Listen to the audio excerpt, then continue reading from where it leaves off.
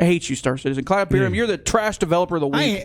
You trash developer of the week? Trash developer of the week. And Mark Hamill's whoever complained about working hard hours on a great game, and you're not the trash employee of the week. No. Trash employee of the week. Working hard hours and not being fairly compensated for it. Yeah, while you're on your 5th month of paternity leave. Unfairly compensated.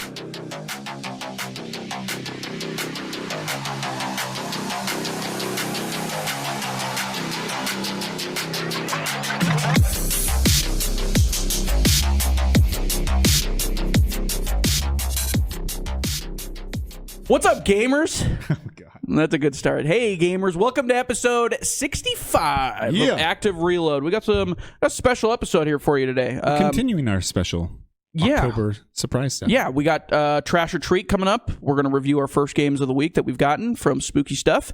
And then we're going to pick new ones that we're going to do this week. It's a big week for call-outs. We're going to be calling people out. Yeah. Mainly me, a big company, and Grant here is going to call out some poor guy that was working for 4 hours in his house. Yeah.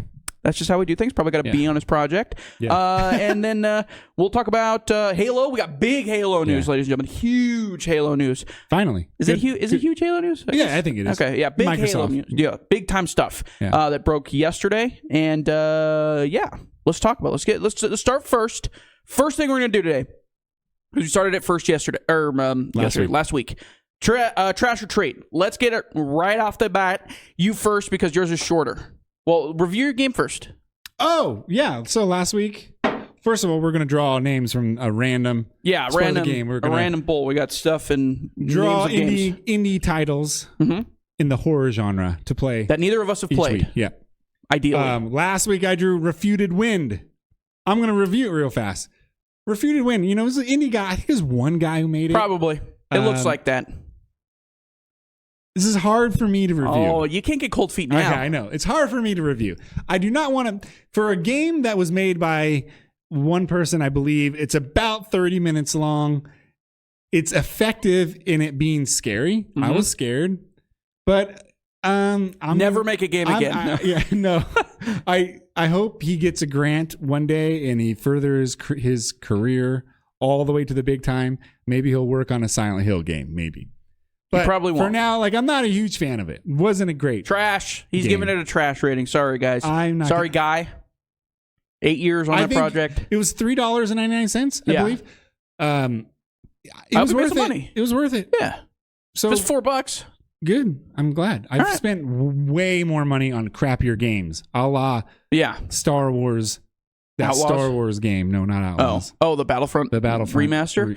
We could have a real conversation about how bad remasters have gotten, maybe in a later episode, because apparently the Until Dawn one is a disaster. Oh, really? I didn't know. Apparently, it's a mess. Well, completely got rid of creative decisions and everything like that. So this game was about a man who is making a documentary on a murder that happened in a small town. He shows up to the town. I'm going to basically tell the whole game. Twin Peaks. Shows up to the town and he needs to fix electricity. He goes to his house and all kinds of stuff. So normal people from the town show up and they're really creepy. Mm. Kind of like a back room style, like just right in your face. Oh, okay. In the camera. There was a construction worker that was working on something, and then I lost track of him. So I go upstairs, and he creeps around my bedroom. Mm. But what was happening in the game? Nothing. I'm making the game. It's not. That was a joke. Did you get it? But really nothing happens, and so it's just that sounds about right. A lot of spooky music or sounds that are probably royalty free. And what about jump scares? Are there a lot of jump scares? There were 3 jump scares. Okay. Finally, you meet the murderer at the end, and he goes to kill you, and you shoot him, and the game's over. Let's go, dude. Refuted Wind. Never going to play it again. Whatever. It's a throwaway $4 game. You know what? Hopefully the guy made some money off of it. That's what I'll say. I'm glad that guy has moved on. He has shipped a game. There you go. You have shipped a game. You've done more than about 90% of people that start making games. I think you are very talented. It seems like a senior project, but... Congrats. It's effective.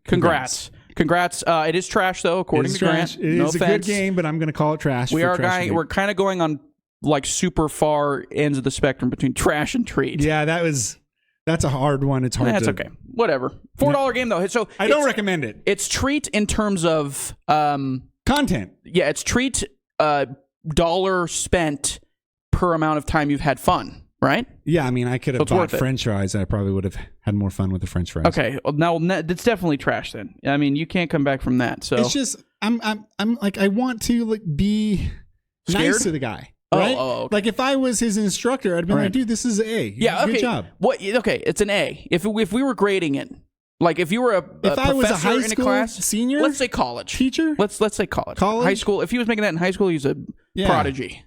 Midterm project. Yeah. What do you give him? B? Yeah. C plus. I'll B. I'll give you a B.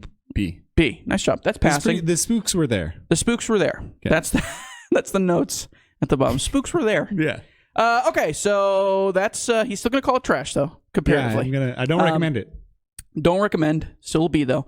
Mine this week was Bramble the Mountain King. Grant decided to give me a full-fledged 7-hour adventure. $30 game. A $30 game, and even though beforehand we said $20 or less, give me a $30 game. That was awesome. I had to use my rewards points on that. Whatever, don't care. It was pretty good. I'm gonna say treat. I'm going to say treat. It's not usually my cup of tea. It's very much an indie style folk tale told from the perspective of something like Inside. It does have it's fixed camera, if that makes sense. Fixed camera like Inside. You can still go back and forth in the foreground, so it's like Little Nightmares. Yeah, it's close. Yeah, that's probably a better comparison. It's closer to Little Nightmares, but it's good. It's pretty fun. It does do some things that I don't love in terms of they have people making noises as the characters, but they don't talk at all, even though the narrator in the game is speaking for the characters that are on the screen, but they still make noises. It's kind of odd. So he doesn't like record the dialogue. Yeah, they do like grunts and stuff like that. Yeah. But they don't speak words. Kind of like Dragon's Dogma, yes. like I said last week. That was kind of the example I was thinking of when you were talking about it. But a lot of it's really fun. I don't know how spooky it is. There are definitely some very spooky and kind of not jump scary, but just kind of unsettling moments throughout. It's like a bunch of boss fights that you're going through. Essentially, it's closer to like I don't know what game it is like that goes through a bunch of Super Meat Boy, I guess. Okay. Kind of like that, where you're just going basically from boss fight to boss fight until you get to the very end. And the boss fights are pretty easy, not very difficult at all. Just, a little children's game with a lot of blood.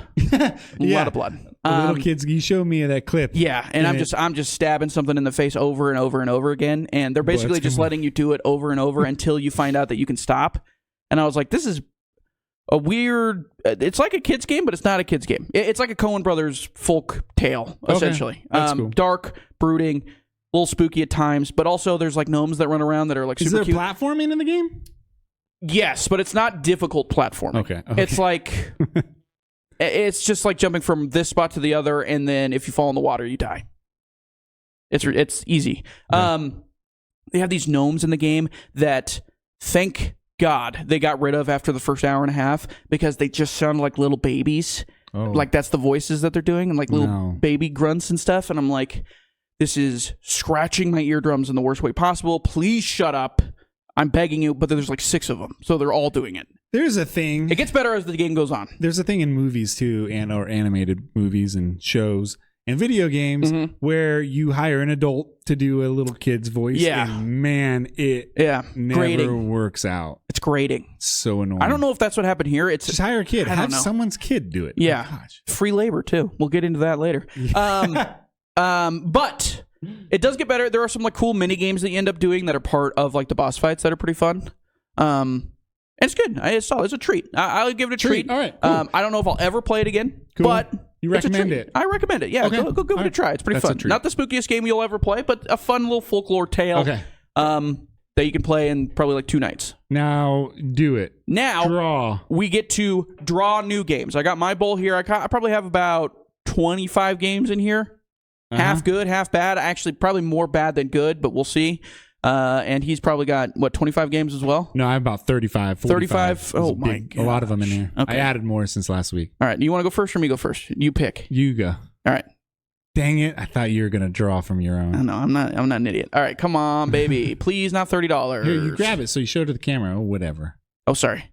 I got Close to the Sun. Perfect. It's on Game Pass. Awesome. Close to the Sun.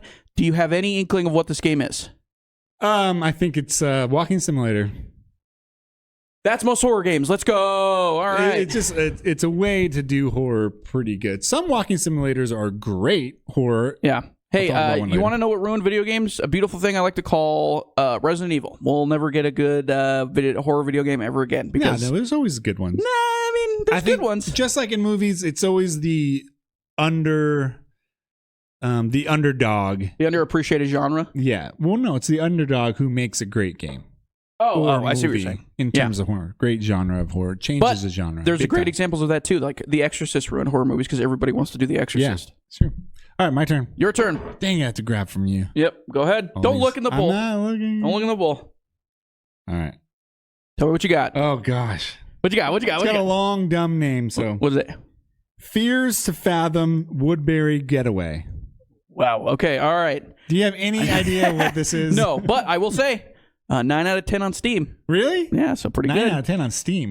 You mean overwhelmingly positive? Yes, that's what I was going for. I was going for positively reviewed. This has 7,000 reviews. Really? 7,000 plus reviews, and it's got very high rankings. Okay, so Fears to Fathom. What was it called again? Sorry. Fears to Fathom. Yeah. Woodbury Getaway. So I don't know.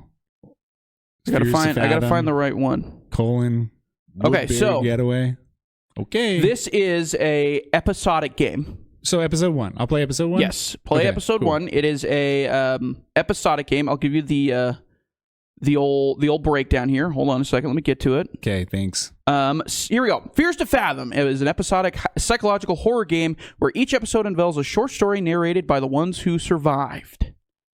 Okay. First person. In the first episode of Fears to Fathom, you play as Miles. I just played a first-person game. Most of these are first-person, just so you know. A 14-year-old kid who is home alone while his parents are out of town for work. He soon finds himself in trouble as the story unfolds. Would he make it through the night? He survived as he made the right choices. So it's a choice game. It's a choice game. Cool. Yeah. I'm interested. And it's VHS film aesthetic, which also are a lot of the ones that I picked because that's also something that loves trendy. in horror. Yeah. So there we go. Cool. All right. Fears to Fathom. Don't put it back in there. You're going to forget I'll find it. Okay. Fears to Fathom. I got Close to the Sun. And we'll be back next week, Trash or Treat, to talk about it. Cool. Awesome. I have a feeling you're going to hate that game. Let's go, baby. Cool. Predetermined anger. Look, I have to actually spend money again, and you? Here, I'll give you the price. You already... Mine's free. Game Pass. Well, it's Game Pass. You have a subscription of $17 a month, so... Let me. So Woodbury Getaway is the 5th episode. I put that down there because that's what it popped up as. But Fears to Fathom is the full game. Yeah. It is free to play. Because the first episode. Yeah. They usually are. All right, perfect. So there you go. Fears to Fathom, first episode. If you only want to do the first episode, that's fine. If it gets like super long, I'll do it until I stop. If it's good, I'll play the whole thing. Perfect. All right. We're gonna get a Fears to Fathom remastered collection here. I would have soon. definitely stopped Refuted Wind. It's just it's over in 30 minutes. You can get great horror stuff. PT. You could beat that game in 30 minutes if you wanted to. That game is that trailer a lot better than Refuted Wind. Well, yeah, it was also face of horror games. Way more forever. expensive. I have games in here that are practically copies of Silent Hills. PT. Yeah, that's them. I have in mind copies of Silent Hills, but it's like one guy played Silent Hills the first time, and they were like, I want to do that. Yeah, Visage is in mine, and I thought it was Visage. Visage is the same thing. Tomato. Okay, and that game is scary. That's our Trash or Treat for the week. We'll be back next week to talk about that and give a review whether it's Trash or Treat. Let's move on. Halo to news time. Finally, Halo. We actually get official Halo news instead of just talking about it. No more rumors. This is legit. They put out a big. It's not a trailer. It's a announcement, I guess. Well, I was watching the Halo Championship Series this weekend, and they announced it before the grand final, which was fantastic, by the way. The Championship Series? Yeah, Space Station Gaming won. That's a ideal name for a Halo team to win. They beat Optic Gaming. Optic Gaming. Which, by the way, and we'll get into this in a little bit, weird time to announce that, in my opinion. I think they always announce something. They always announce some sort of gameplay change. But it's weird that they're announcing that they're moving on, essentially. Yeah, it was a big announcement for that. Yeah. But It made the headlines. I mean, when else are you going to do it? So, for those people that missed it, go watch the video. It's pretty good. It's about 7 minutes long. Maybe a little too long, to be honest with you. But it's basically them saying they're changing to Unreal Engine 5. They're ditching, what was it, the slip space? Isn't that what the name of the engine was before? Something like that. They're going to Unreal Engine 5. They're working on new projects. They talked a little bit about one called... I remember the name of it, and then I forgot to write it down. Oh, dang it. The Foundry or something? Yeah, something like that. Talked about that a little bit, and they're changing the name of the studios from 343, which is interesting, 343 to just Halo Studios. They came out with a really bad-looking logo to go along I love with that it. logo. I hate it so much. Why? Because it looks like blocks. Yeah, they were connected together. Right, but when have you that it looks closer to a Tetris logo. The O looks like that face from ODST. It should just be the Halo font in Halo Studios. I don't understand. No, you got to change it up. It's time to change it up. I mean, they did. Now, That's why they went from 343 to Halo Studios. Well, hopefully they fire everybody and start over. No, I don't want that. I respect all of you. I hope you guys have a good time. I hope you guys make good stuff. You know what's funny is that, Microsoft did fire a lot. You know what I want? I want them to just find a studio director that stays there longer than 2 years. They also said they're looking for talent, by the way. So they were announcing, hey, everybody, like if you are talented, we're hiring. Yeah. Multiple projects, too, which is, to me, the best news out of all of it. Mm-hmm. I would love a new Halo game without anything to do with Spartans. How about that? So you want ODST? Don't call it Halo. Just call it from Halo Studios. This is ODST or something. You want another ODST? That would be great. How about you? I would too. I think ODST is fantastic. Underrated completely different. Like, how about the origins of ODST? Yeah. Because they were around way before they discovered aliens. So go with that. Yeah. I'm curious. I don't think they need to keep moving the timeline forward like they have. Yeah, they do. Yeah, exactly. But They did leave the door open pretty substantially at the end of Infinite, and it'd be weird if they didn't continue that story at all. But I don't know. I think you could go like prequel style to Chief, like before Reach, and get a lot of his stuff with his crew, which is I can't remember the name of something 5. But it's a I don't remember. I can't remember, like Blue Team or whatever they're called. Okay. So yeah, I don't know. It'll be interesting. I thought it was very interesting that they, like, the most alarming, maybe not alarming is the wrong word, but the most interesting part of this release and this announcement for me was the fact that they showed it off during the championship series of the game that they were working on. Yeah. I thought that was really odd. Why is that? Well, because it was... You think things are really odd? Well, yeah, but I think it's odd because it's called A New Dawn, right in the middle of arguably your biggest event for the game that you're currently working on. I think I've watched 4 of these this year already. So. Right. So, but to me, it's them saying, yeah, we're done with Infinite, we're moving on, while you're doing your biggest event for Infinite. That is true, but I think that at the very top, because you watched the video, right? Mm-hmm. They showed the video. Yeah. So I was watching, I forgot his name. He came up on the stage, not the stage, but the broadcasting booth, and they were just talking about it. And he was saying, people want to move on. Mm-hmm. They want us to move on. You're right. And he was like, so we're listening to them. So here's the new trailer of what we're going to do. And I think that is a good way to do it. I hope they hire talent. Yeah. Like really talented people. Right. And get the ball rolling ASAP. Maybe the engine that they were using prior was the cause of this slow rollout. I think that's the general consensus, but I don't buy that. I think it was just really bad leadership. I think it was really bad leadership and a really bad plan. Well, I think it was also like leadership overturn. Like there was a new game director on the game every 2 years. It felt and like. Also, Microsoft was every year doing weird things. Yeah. They were freaking out, panicking, planning on buying a bunch of people. Yeah. And, so, who knows? But the point is, I just don't think, like for me, you're having the biggest event for this game that's currently out. They could have just waited. I mean, we have the Game Awards in, 2 months, 3 months, and they could have just done this at the Game Awards, and you have more eyes during the Game Awards than you would for this. I don't know. We're talking about it. I'm glad they did it because what else are we going to talk about? Yeah, you're right. That's true. It helps us. Complaining all the time. It does help us. Yeah. I don't know. I think it's going to be good for them in the future. What do you want to see out of Halo Studios first? I want something much more Covenant heavy. Really? Okay, that's a good idea. Like the prime era of the Covenant where they're Halo getting 2. the Sangheili, which are the elites, like kind of dominating. And and like before the beginning of the downfall, before they find the Halo rings, all that stuff. So, the Grunt Rebellion, something like that. One of my favorite storylines in Halo in the games, not the books or anything else, I'm just talking about the games, was the Heretic, the original Heretic from Halo 2, where he discovers the 343 Guilty Spark plan. I would love to play as that guy. Right. Plus, he was voiced by a great voice actor. I always forget his name. I know who you're talking about. But him trying to get a bunch of other elites to follow him and kind of make a cult of some sort of thing. Yeah. I think that'd be cool. I think they need to make that story, or in that entire like section, because that was the great thing about Halo 2 was the Covenant lore was so deep, even though they were really only giving you a taste of it. I remember that being very controversial.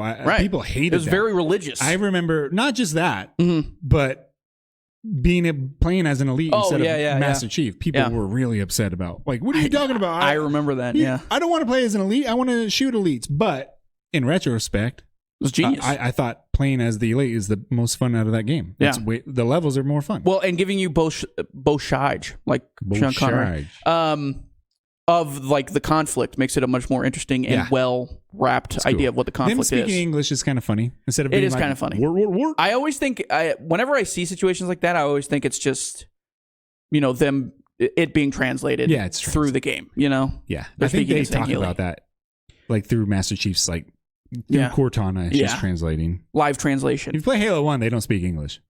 Yeah, they do. War. Yeah. War. Great. I love elites. I always wanted, what's the voice actor of the Arbiter? Keith David.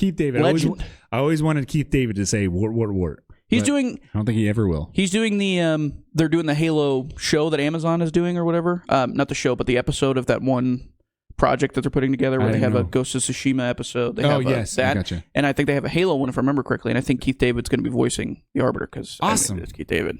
Dude, that guy's great. If they ever have anybody else play the Arbiter, I will be very sad. Yeah. All right, but really quickly too, also for Halo, what I think something that we actually don't talk about enough when it comes to Halo in general is their marketing has really not been very good for their games. You remember the Halo 3 trailers? That were so good. We were getting like Super Bowl trailers. We were getting short films for like Halo 3 ODST and the Reach stuff. Remember Reach? That was a whole tagline for their marketing and stuff. It was so good, and we don't have anything that's memorable like that from any of the recent Halo games that I can think of. Dude, Halo is the story-wise in Halo is just not cool anymore. Sorry, my nose is itching. It's a lot of fire outside, and allergies are going crazy. But it's just not cool anymore. It's not very marketable anymore. I think what the most marketable thing in Halo is the Halo Championship Series, like the multiplayer, the competitive multiplayer. That's the most marketable to me. I disagree with that. And that's the only thing 343 I think did really well was their multiplayer games. That's fair. Yeah. Their campaigns are not so good. I don't know how marketable that part of it is because you'll have a guy that's named like Joystick Player 69 talking to you on the stage. Well, the girl her name was Pansy. She was right. Hey, how about Rebecca? What's wrong with that? I think that's Pansy. What's wrong with that? Either way, it's kind of funny. I love it. We've had Miranda. This discussion many times. I like it. No one's gonna remember Rebecca. I'll remember Pansy. But we already do remember Rebecca. You know why? Because there's I just named Sean Connery, and everybody knows who I'm talking about. Yeah, that's different. But that's my point. I'm not gonna remember Pansy. That's just a whole word. Okay. All right, let's move on. Halo, it's coming though. Yeah, it's gonna be great. You're gonna follow up on Ubisoft? Yeah, really quick follow up because last week we talked about Ubisoft a lot. Last week that was the whole thing. And the quick follow up is they acknowledged a buyout / privatization report with Tencent, and this was a report from Bloomberg, and it boosted the stock by 40% from last week. So we were saying it was down in the gutter, like $10 per share. Yeah. Boosted it by 40% after this report came out. And a spokesperson came out afterward and said, quote, Ubisoft has noted recent press speculation regarding potential interests around the company, and it regularly reviews all its strategic options in the interest of stakeholders. Yeah, but they also said they were thinking about going private as well. I know, but that's my point, is I think they're like, yeah, we know. Yeah. We're thinking about it, which would be crazy. Tencent grabbing their little grubby hands and getting another company. Imagine Tencent making a Tom Clancy game. Yeah, that would suck. They're not going to make that, though. Oh, that would be like... Oh, Tom Clancy would be rolling in his grave. No kidding. Yeah. A communist He's country? Dead. I wonder if they would... here's the thing. I don't know if like his... what's it called when after he's dead? His his estate. Yeah, I don't know if his estate would allow it anymore. I doubt it. I don't know. If they're owned by Tencent. That's actually a very interesting conversation to be had there. I don't know. It wouldn't be owned, but if they went private, if Tencent owns they would own the majority. Majority. No, it's the Guimont family. Yeah. Owns the majority. The secondary would be Tencent. Right. But if they both went private, I don't know what that means. Probably split it. If that was the case, man, and they're like, hey, Tencent, how about you make a Tom Clancy, an American military game? Let's be very backwards. Shout out Tom Clancy. You're dead, but at least you're not alive Hunt for this. for Red October would be a lot different. And who's in that movie? Sean Connery. Everybody knows who that is. Yeah. Not Pansy. Sorry, Pansy. I don't know what I'm calling you out. She's great. Okay, that was just a quick update. Ubisoft, I thought that was interesting. Yeah. It's probably going to happen, given how bad their stock has fallen. And now we get to talk, honestly, what our main conversation is going to be this week, because we were having heated discussion. Heated discussion. Heated. So here, heated. Can't handle the truth. Yeah, okay. All right. So you go ahead, and then I'm not going to refute you because this is your opinion. I'm just going to tell you mine. This is going to be radically different. And here, this is how I titled the subject. I apologize. Actually, no, I don't. This is how I titled the subject line. It's called The Studio That Sucks of the Week. Well, maybe we'll make it a weekly thing, and it'll probably be continuously Cloud Imperium. Studio That Sucks of the Week this week is Cloud Imperium. Shout out you guys. Tell them what they make. They make Star Citizen, one of the weirdest promises ever made that still hasn't been fully brought forward yet. Made tons of money. I think it might be the most successful video game that's never been fully released. It is released, though, for people who've paid into it. They've gotten a product back. Just we haven't gotten a product. Right. So it's not released. It's a weird time. Stupid. Yeah. Okay. So the reason they're the studio that sucks this week, shout out Cloud Imperium, and I'm not mainly talking about everybody. I'm talking mainly about this decision. So Insider Gaming, they reported last week that Cloud Imperium management emailed staff instructing the studio's workforce to, quote, double down over the next 18 days to make sure that once again we create an amazing experience for our community, end quote.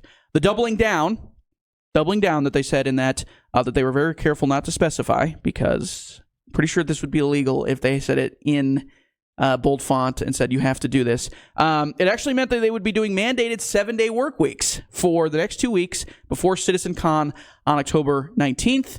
Cloud Imperium management reportedly said in an email that all staff are required, mandated to work both Saturday and Sunday for the next 2 weeks. That includes all their locations in Los Angeles, Austin, Manchester, England, and Frankfurt. Frankfurt, I think, got a different one because Germany, I don't think they don't even work on Fridays. They're not allowed to work on Sundays.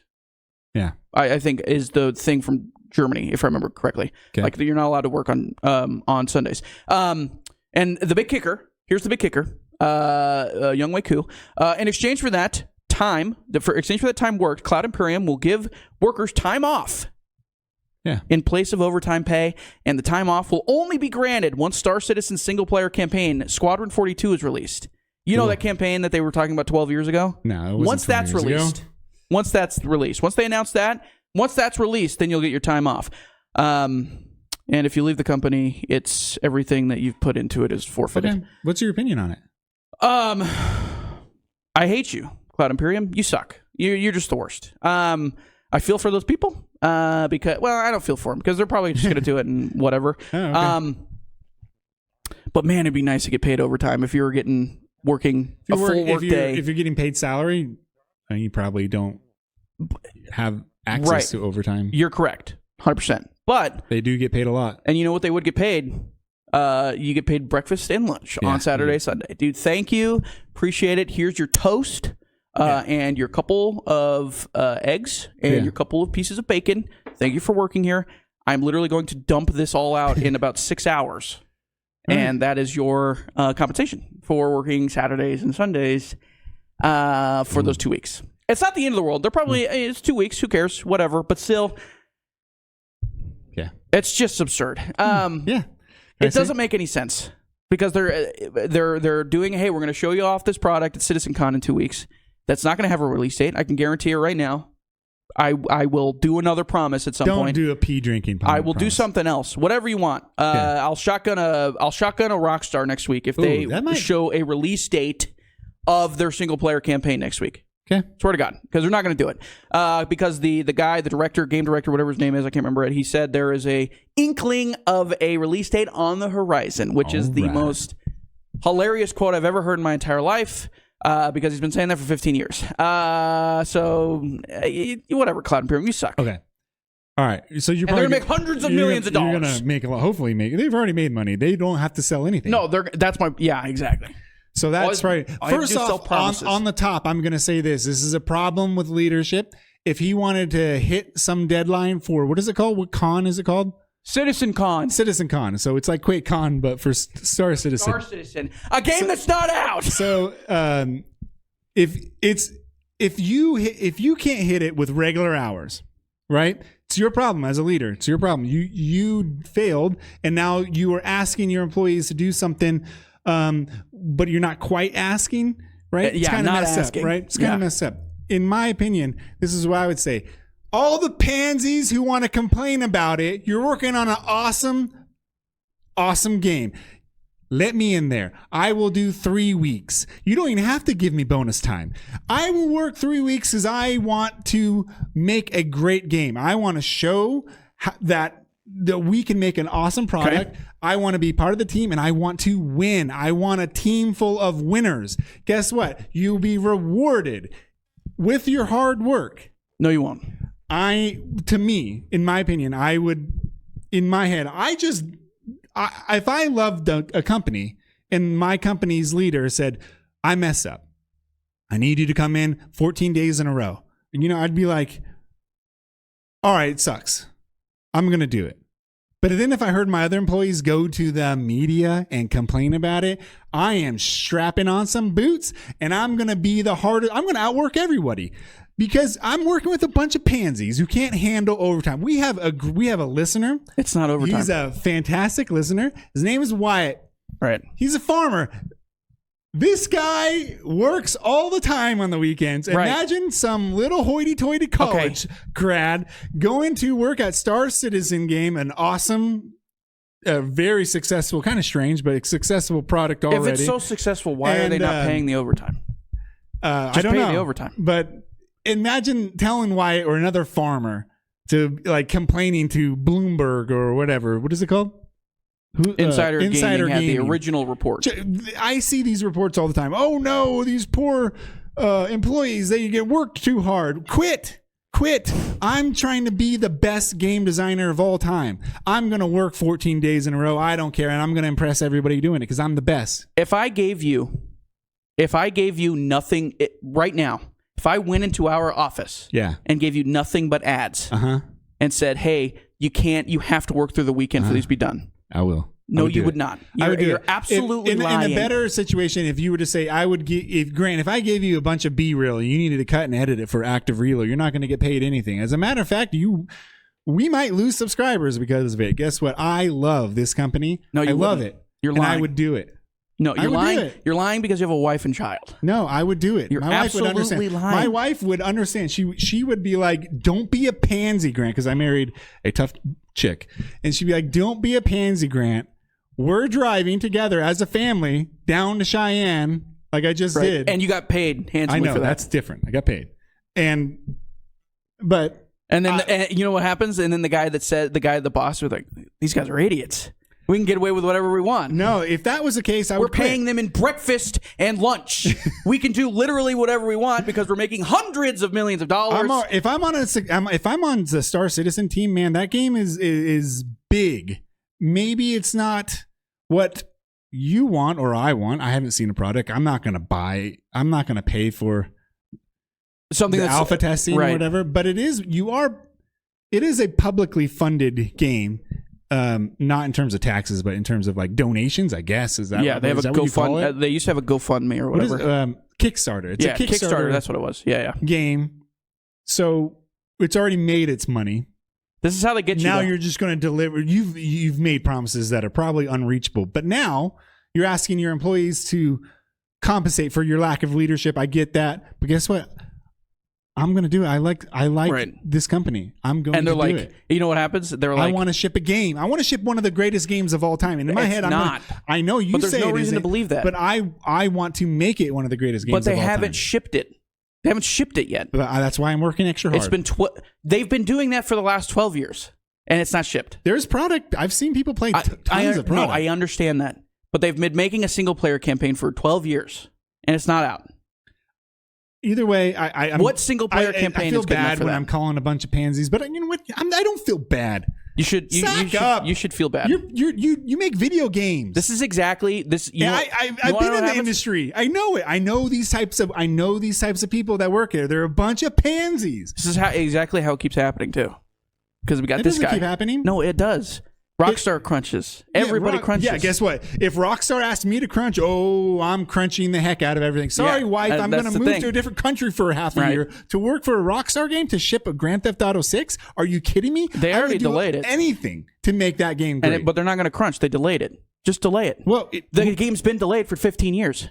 Just delay what you're going to show. The crunch is for the con. The crunch is for the citizen con. So just delay it to promote. Who cares? Just delay it. If it doesn't work out, first of all, I would ask everybody, even if it kind of was sort of mandatory. It's kind of like a coach being like, "Sorry guys, we're playing at elevation, so we're going to play this football team at elevation. So I'm going to need you to come in on Sunday to do extra laps." That's not true. It's going to work out in the end because no, it's not, because if you didn't do those extra laps, you wouldn't be fired. You wouldn't be kicked off the team. Yeah, you would. No, you wouldn't. Are you kidding me? Yeah, if you're saying practice. Hey, yeah, there's plenty of people. Yeah, hey, guess what? We're talking about practice. There's a beautiful man by the name of Brandon Ayuk that just didn't show up for training camp, and he's making millions of dollars, and he's starting wide receiver for the San Francisco 49ers. He didn't show up to practice? He didn't show up to training camp. Yeah, and that's how most vets do that. Yo, guess what? These workers, they don't care. If these employees were the equivalent to Brandon Ayuk at they'd be making 3D modeling, they'd be making an ungodly amount of more money. Then they could be like, because it's unionized. I'm not going to show up because I'm the best. How about you lead us better and manage your time better? Right. That sounds great. Yeah. Perfect. But it's still, I'm going to show up to work. I'm going to ship this game. Here's the thing. If it was Refuted Wind and that guy, sorry, Refuted Wind. Sorry, I should have remembered your name. I'm sorry. I'm just using an example. But if he were to ask me to come on the weekend because we missed some sort of a promotional deadline, I would be like, you got to pay me, dude. Mm-hmm. I do that to people. I work freelance all the time, and sometimes they'll be like, I will pay you later. I can't come up with the funds now, but give me the file. I'm like, I'm sorry, you're not going to get the file until I get paid first. I would say that to the Refuted Win people, but when it comes to Star Citizen, I'm on board, baby. I will work 14 days without a break. I would say, sorry, wife and kids, I'm here to make money. Daddy is going to make the big money. No, but you're not. Ship a great game. No, but you're not. You're going to make the same amount of money you would be making if you were. Actually, they would just reward you time off. I don't know. I like outworking people, and I will outwork all my fellow employees in Star Citizen. Do you not think to get that game shipped? Do you not think that Brandon Ayuk is outworking people even though he doesn't show up to training camp? No, it's different. We're talking. How is that different? That's NFL. Because if I was the Brandon Ayuk of the equivalent, I wouldn't be working this places. But there's plenty of garbage players in the NFL that are also working that don't show up to training camp and then they still get paid. No. There are plenty of garbage people who are working at I don't mean to call them garbage people. You don't say garbage or trash. There are plenty of people. Garbage in quotations. There are plenty of people who work at these video game companies. They don't offer anything except for problems. And I know this for a fact. I know it for a fact. They don't offer anything other than problems. And they're not willing to go the extra mile to ship a great game. And this is what we're looking at. But wait a minute. It's kind of like, if you're willing to work 12 years on a video game, what do you mean you're not able to work the extra mile? They've been only doing that. How do you know? And not shipping anything. How do you know these guys are the ones that have been here for 12 years? They might be in here for a year. If you're going to work for Cloud Imperium, guess what? You're working for the long haul because the game has not come out in 12 years. If you're going to work on an art project, I don't care if it's a video game or it's a movie. When they are making Ben-Hur, do you think a bunch of those guys were like, "Oh, I'm sorry, I can't work on Saturday. I'm gonna work." It's like, no, you're going to make Ben-Hur. You're going to make one of the greatest movies of all time. I'll give you a better example. When they were working on Genghis Khan with John Wayne, you know what happened? Yeah, some of them died. They were like, hey, let's make this great movie. You got to stay late. And you know what happened later? Oh, oops, you've got cancer now because you were working in the Nevada desert because we didn't give a damn about you or anybody else that you were working with. Oh, John Wayne's dead because of cancer. If you're working on our project, it's different than a football team. Because those guys, I mean, NFL guys, they work hard. They're not there by accident. They all work hard. No, you don't just accidentally trip and fall into working for Cloud Imperium if it's like the game you're talking about. You accidentally trip and fall as a recruiter and hire someone who's But if you're talking about it being the game that you're talking about, it one of the greatest games of all time, which is what you said, you don't trip and fall into that. That's not what happens. I don't know. If they're not just hiring people off the street. If I was Rockstar and Rockstar was like, "Sorry, Grant, you need to work on Friday and Saturday and Sunday overtime," I'd be like, "Dude, when and where, baby? No, I'm going to make the greatest game ever." You wouldn't. You wouldn't do that. Yes, I would. You would not do that. That's the type of person I am. I hate to break this to you. You would not do that. Yes, I would. No, you wouldn't, because you wouldn't do it here. Dude, I moved when I got married. I graduated college. I got married, moved to New York. Right. I worked my butt off, and they were like, "Hey, you like comic books?" Right. I'm not disagreeing. You don't work hard. I'm not saying that. I did everything under the table, hard work. I outworked everybody. Got out of that crappy state. I'm not stating that you don't work hard. I'm not saying that whatsoever. Okay. I know. My point is, if Rockstar, a company that is worth more, if it was listed on the S&P 500, would be a top 5 company on planet Earth. Yeah. And they came to me and said, "Hey, we're not going to pay you overtime for working this Saturday and Sunday." Yeah. I'm spitting on you. Okay. And then we're brawling in the parking lot. You'll find another job. It's over. I want somebody. Here's what I want more than anything. Hire the goal. People are willing to go the extra mile. No. The goal in my life is for my time and me as a person to be respected. Yeah. Well, then don't work on a giant art project like a video game. No, because there are other examples of that where it is fine. No, okay. The people that work at CD Projekt Red. Okay. All right, that this would not happen at CD Projekt Red. It wouldn't happen. No, it did happen at CD Projekt Red. But those guys were like, they all stuck together. Right. And they all definitely worked overtime to fix that mess. And they got paid overtime to fix that mess. I bet they got paid overtime. I promise you. Because it's different when you're working in Poland where they have... Okay, then unionize. Okay, workers, that it's a global company, unionize. It's up to the workers. Right, but it's not that easy. Also, just don't show up and see what happens. Right. Then they all fire and then they hire you for 10 cents on the dollar. No, I want to work for 10 cents on the dollar. That's what you're saying. You're saying, I will work bootstraps lifted. I will work as hard as anybody. Pay me whatever garbage you want. For me, as with my experience... At Star Citizen, it's no less than $175,000 a year, and I would definitely show up multiple weekends in a row. I promise you, they're paying people less than that at Star Citizen. Yeah, I know because I promise you. I'm 40 years old. There's like 20-year-olds that are probably just into the industry. Yeah, and they're probably it's a big company. I would promise you, they're getting paid less than that. When you have a giant company, all of a sudden gets tons of money. You got to expand. You're like, oh, we got to hire this. We got to hire this. I bet they mishired this person who's in charge of the CitizenCon deadline. Guess what? Fire him too. You can fire him. It's not, and then fire the people who don't show up. But wait a minute, it's not the deadline's fault. It's the people. No, it's the leader's fault. Yeah, it's the leadership. So let's fire the leadership. Sure.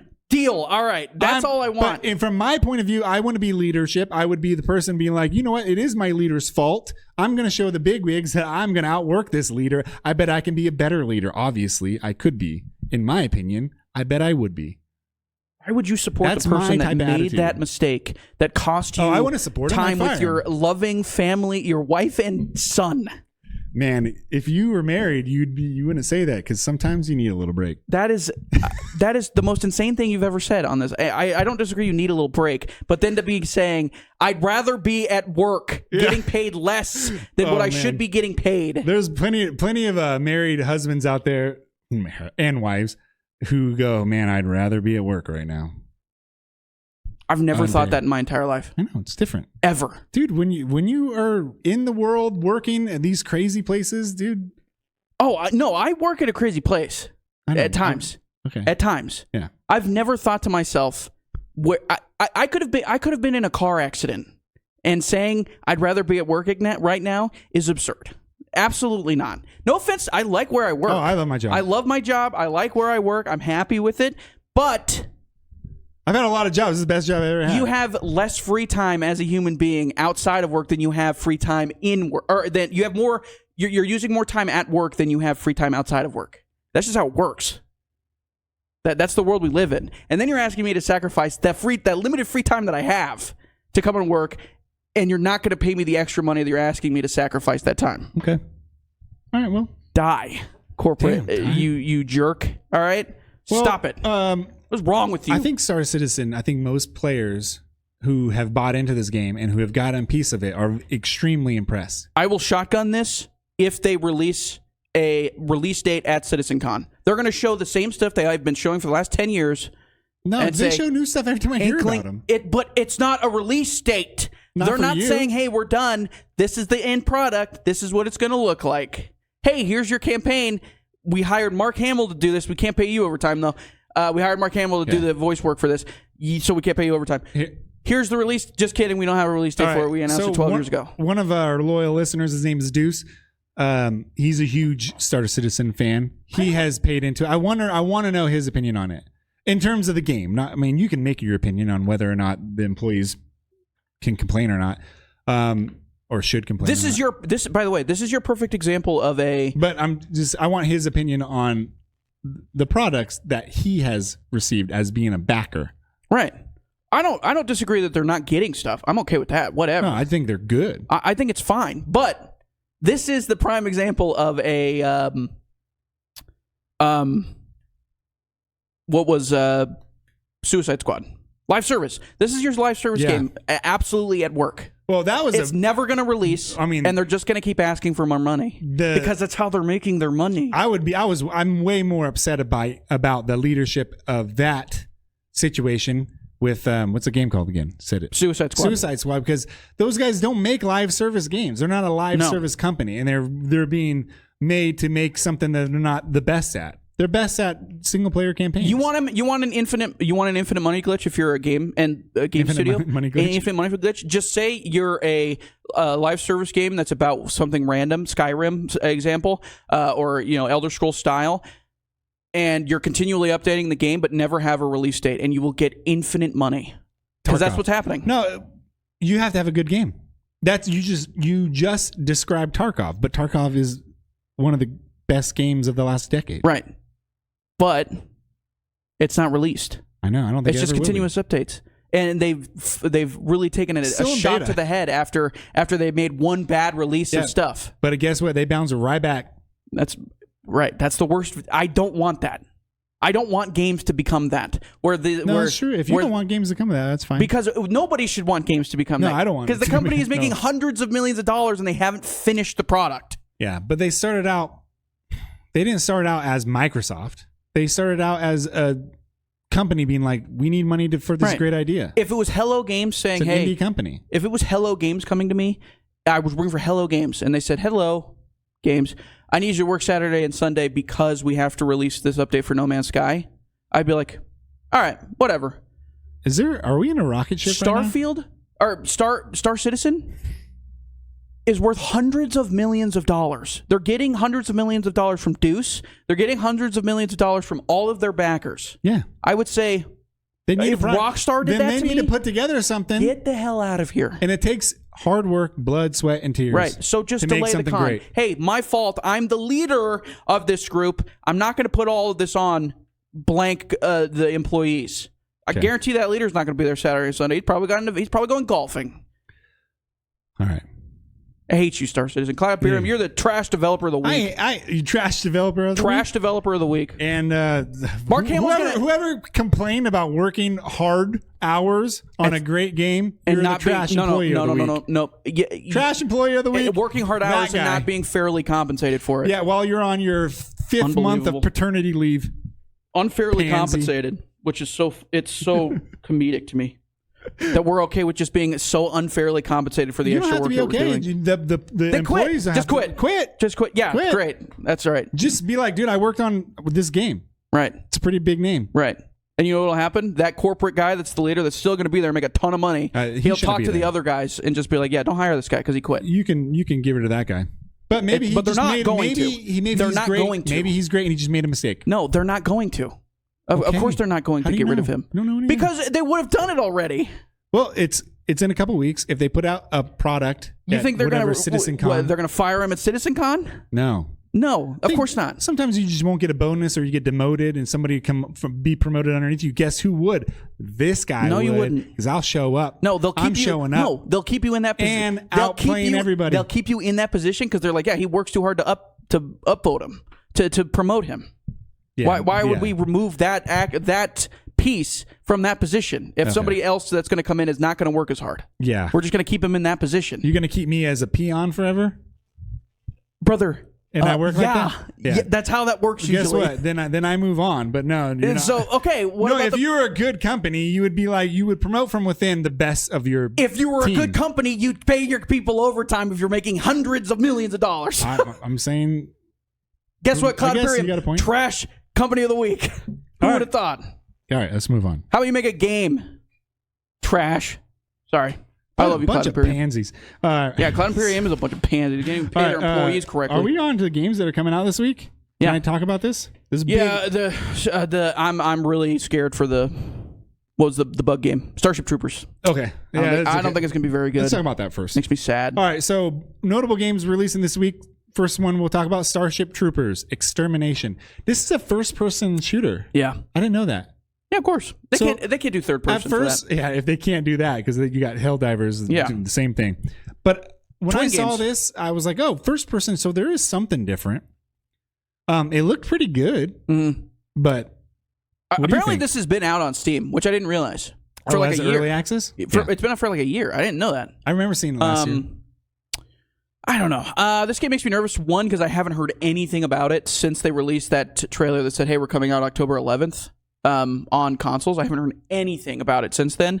And I got the feeling it's just going to kind of be a generic like bug shooter that's got the Starship Troopers name slapped onto it. That's kind of the vibe I'm getting from it. And that makes me sad. Can you imagine like a cool Starship Troopers first-person shooter campaign that you could do? Really cool, yeah. God, that'd be fun. Cheesy, it'd be really corny. Cool if it was just like, with the characters, just like the movie, and you start out in a little fake football field. You get the dizzy scene. The Disney 46 minutes into the movie game. You know the actual 46 minutes 33 seconds. Is it really 46 minutes? It's pretty close to that. Wow. I was a kid. We all grew up. I saw that movie in the theater with. I saw it a lot, over and over, and the tape got wound up and everything because I kept rewinding. The music started going. Whoa. Yeah. All right. Got warped. Okay. Shout out Dizzy. Well, I love you. I love you. All right. Number. Okay. When does that come out, by the way? Did you put the date? Oh, it was they're in order of release? It's like in 7 days from now. Yeah, I was going to say, it's probably like a Tuesday like they always do for some reason. Diablo 4 DLC, Vessel of Hatred. How is Diablo 4 doing?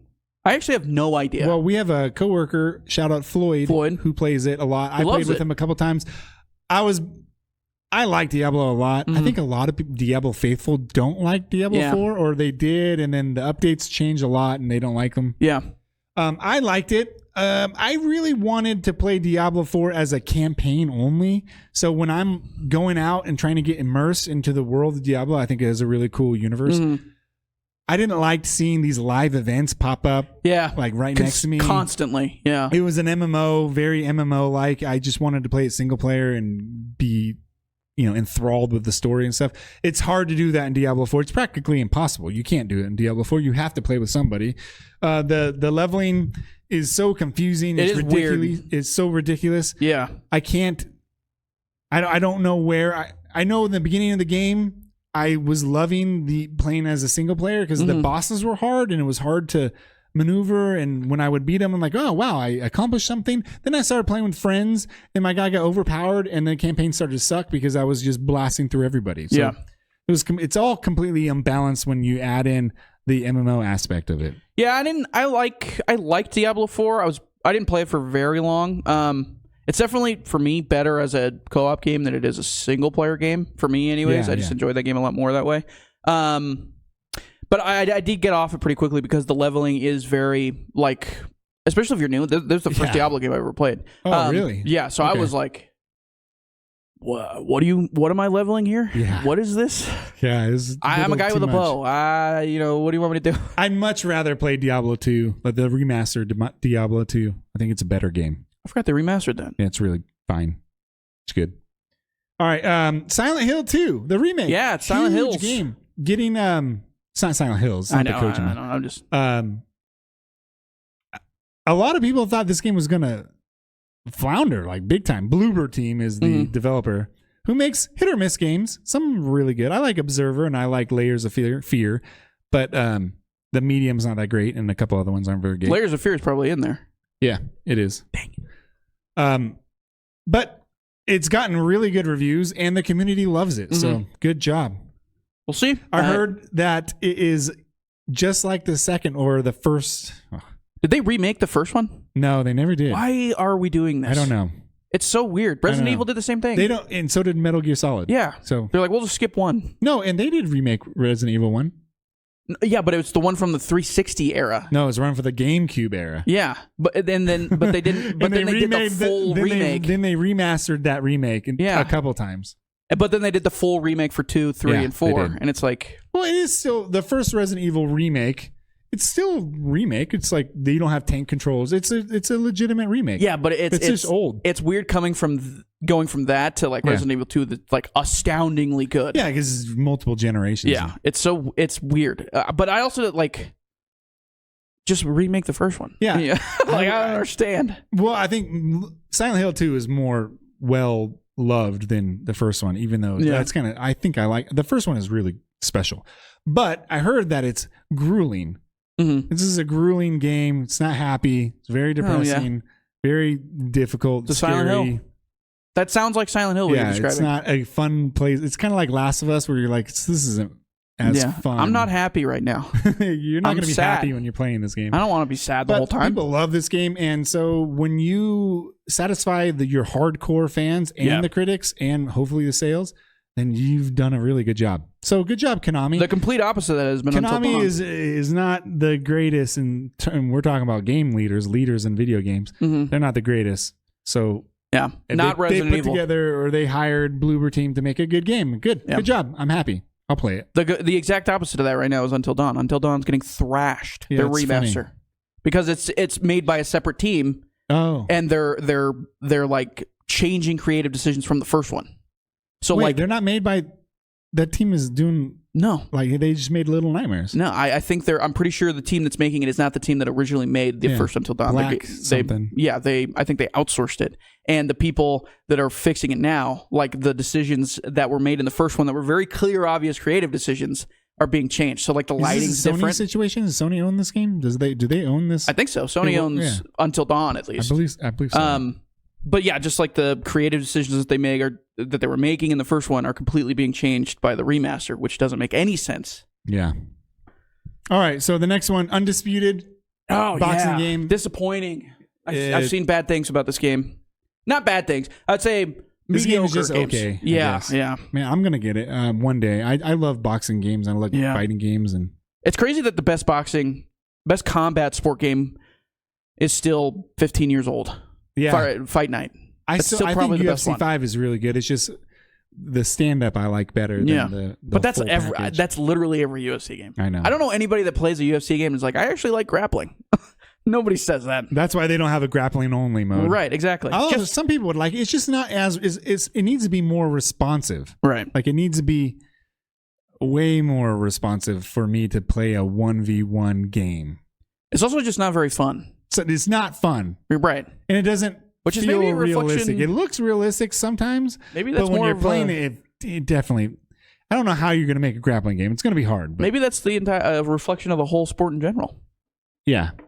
But the guys who make Fight Night make the UFC game, and Undisputed shows up. They pop out. Hopefully they sell enough to I will say it's interesting because the difference between because when they were making Fight Night, it was a smaller company, like a smaller group that was making. EA? Well, no, because it was like how EA is making F1, but it's actually Codemasters that's doing it. But the Codemaster F1 games are still very much more loved. Yeah. Pre-EA involvement. Really? It's kind of this. I'm wondering if it's kind of the same thing for. Is a lot different now. Yeah. Yeah. I'm wondering if it's kind of the same way with them on. I don't know. I used to play Knockout Kings on the original PlayStation, and they went from Knockout Kings to Fight Night to Champion to UFC. And then the Ukes guy they used to make the Ukes guys used to make the UFC games. We just need another. They made the WWE. Give games. us a big AAA boxing game. What are we doing? Yeah, I know it's true. I don't know what we're doing anymore. They got AAA title or names. They got I know. names. They got like Tyson Fury in that game. They got a bunch of names in that game. But that's the thing. There's only so much you can do as a small studio. Yeah. To make it look good. It just does. I'm sure it's fun. Yeah. But it doesn't look natural. Right. A lot of the times when you're in swinging your arms, like you need your feet underneath you. You can't throw a right hook and then throw another right hook while moving in a different. It just looks unnatural. When I was watching the gameplay, everything looks unnatural. If you take 5-second clips, it looks good. But if you like watch a whole match, you're like, it looks funny. Mm-hmm. The other thing too that I think a lot of sports games underestimate, which is unfortunate. The only one that does it really well, I think, is FIFA. But presentation, it's so important to have really good commentators that sound like they love, like they're actually at a game or a fight, watching the fight and whatnot. And that's something that you can only really get from having the money to be able to pay for the commentators that are usually there doing boxing. So like the Kevin Agandi people and whatnot, who does like the ESPN boxing. Joe Tessitore.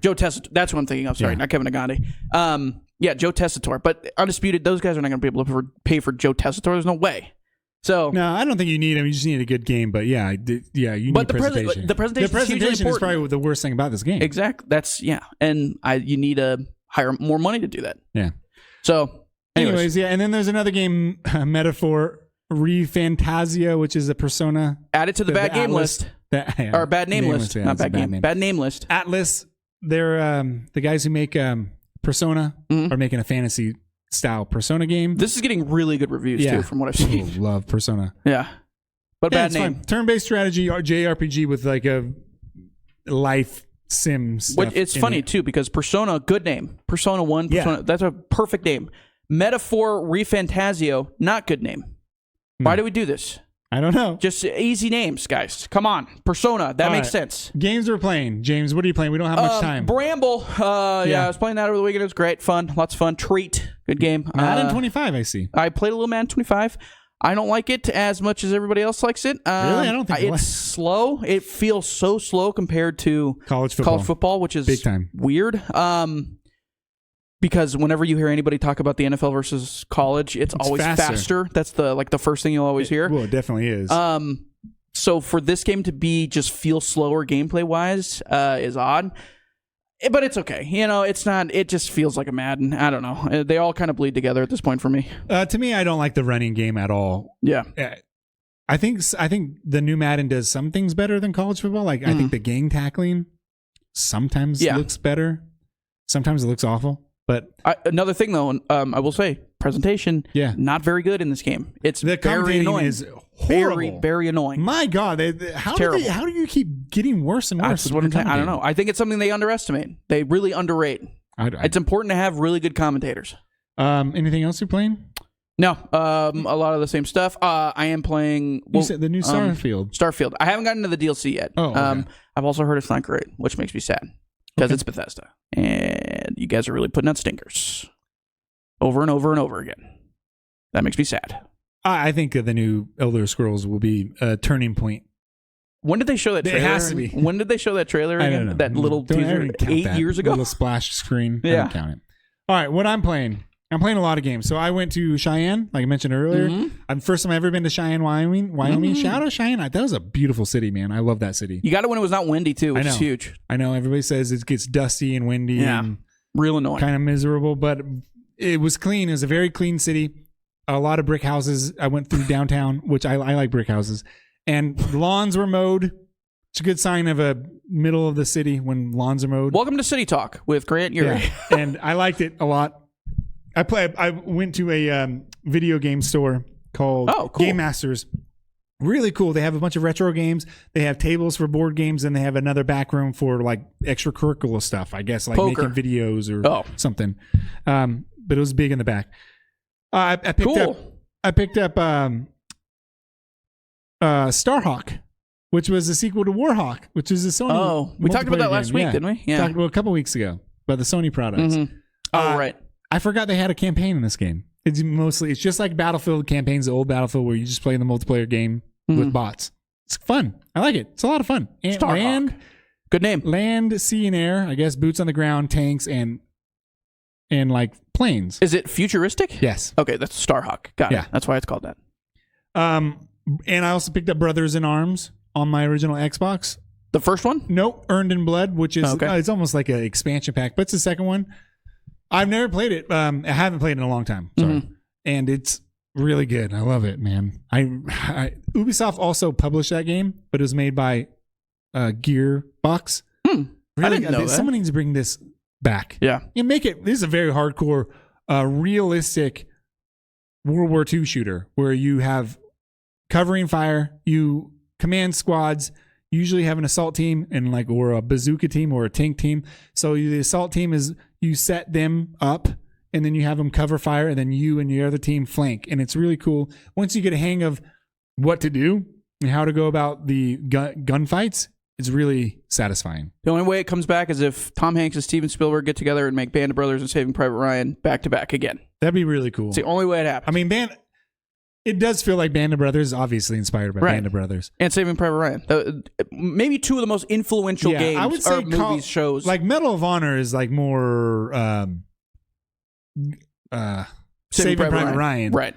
And this is more Band of Brothers. Right. But those don't happen unless those two shows. You're right. There's not a bigger influence than that. There's one guy that's behind them both. Same with Medal of Honor. He was actually Steven Spielberg is the reason why Medal of Honor. He stopped by. He said the reason why Call of Duty exists. He stepped by and he said, "Hey guys, we're going," and then they could put executive producer. Yeah. Steven Spielberg. That's right. And also, Still Wakes the Deep. This is the last game I want to talk about. It's on Game Pass. I had no idea it was on Game Pass. No idea. Day one. Yeah. A lot of people didn't like this game, or a lot of critics didn't like it, I should say. But then I read the reviews on Xbox. Man, they're all like 5 stars. Really good horror game. It's a walking simulator, sort of. I was going to say, you have to really impress people to get good reviews from a walking sim. Not as walking simulator as Layers of Fear, but somewhere in between that another game. Isn't it? It's Lovecraftian, right? Yeah. So it's more like The Thing. It's more like Carpenter, John Carpenter. John Carpenter's The Thing. Yeah. But on an oil rig. Really good voice acting. They're all Scottish. Really good voice acting. Is that The Thing? If you put on subtitles, they actually translate it because they're speaking English, right? But they're Scottish, so it's really hard to understand. They do translate it into proper English. Yeah. So a lot of times I wasn't looking at the subtitles because it's in English. And I'm like, what did he say? And I look down. I'm like, that's what you he didn't said. Say that. Yeah. It's like that's what that means. Scotland forever. Yeah, it's really cool, but the great voice acting, good scares. I might just play it for fun. It's a lot of running away from the bad guy mechanic. There's you click the right joystick to look behind you, which I always think is a great mechanic. It's in Outlast. They put that in Outlast. In Left 4 Dead too. So this game is very much it's a blend of like Layers of Fear and Outlast. Okay. So not quite walking simulator like Dear Esther or something, but close enough. And they're also a cool thing that they do that I haven't seen since Mirror's Edge. And that is get rid of the stupid direction pointers, directional art in there, like yellow paint. I hate yellow paint. So it asks you in the beginning, do you want yellow paint to tell you where to go? And I go, no. Are you colorblind? You can say reduced or off or on, and definitely turn it off. It's not hard to find your way around. Yeah, it's not really a horror game if you know exactly which direction you're going every time. Exactly. It would also make it too easy and there is some panic involved. I think maybe because of the story pacing, they want you to not hang around for too much. Right. But that's fine. It's a video game. It's a horror game. Like a video game. I want to feel like I'm stuck. It's really good. I highly recommend it. One of my favorite games on Game Pass this year, for sure. Okay. I don't think it's really scary. I'm going to bring it upstairs so my wife can watch me play, because playing in the basement by yourself, is a spooky game. It's very scary. All right. That's it. I might just play that game for fun. Not even part of our that's what I did. Thing. All right. It is in here though. Oh, dang it. All right. You ever want to pull it? Where's my... Oh, there it is. All right. So that's going to wrap it up, ladies and gentlemen. We're going to be back next week for more Trash or Treat. Yep. I've got Close to the Sun. And I got Fears to Fathom. Episode 1. Episode 1. So we'll come back with our reviews for that next week, and then we'll poll again next week. So, yeah. right. Thank you guys very much for listening. Like, subscribe, rate, follow, all the good stuff. We greatly appreciate it. Tell your friends about us. Tell your grandmother about us. Tell your mother about us, because I need a call. You know what I'm saying? All right. I'll see you guys later. Appreciate you. Get to work! The stories from arcade days, NES and Genesis through gaming's golden phase. James brings the sports talk with youthful flair. Mixes up devs, but he's got heart to spare. From the latest news to games of the week, their banter's strong, their knowledge unique. Discussing what they're playing, from Halo to more. In every episode there's always a score. Active Reload, a podcast ride, gaming news and fun in every rhyme. Grant and James in a lively show, from past to present, where gamers go.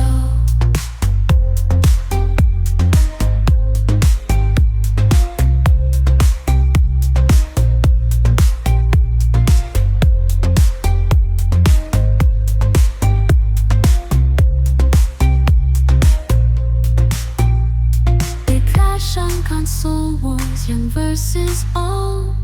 James with his Xbox, Grant with stories untold. Notable releases every week they share, from RPGs to sports with passion and care. From the latest news to games of the week, their banter's strong, their knowledge unique. Discussing what they're playing, from Halo to more. In every episode there's always a score.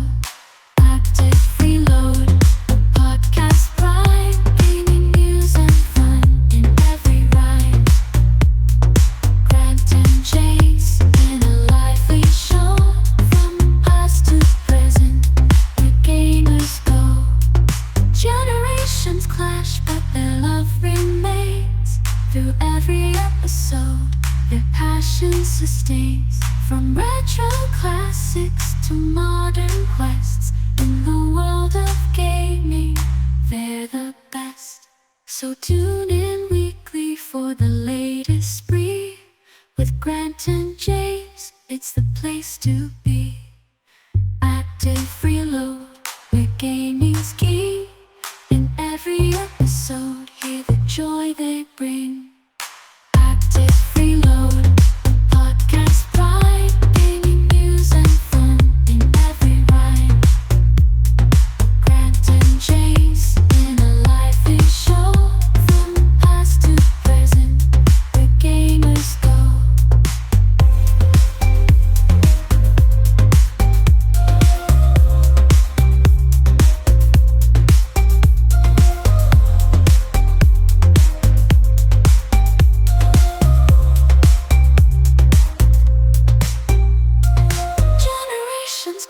But the love remains.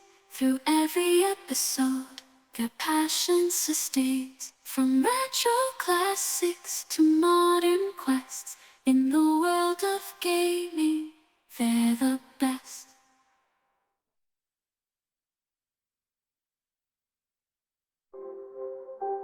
So tune in weekly for the latest spree.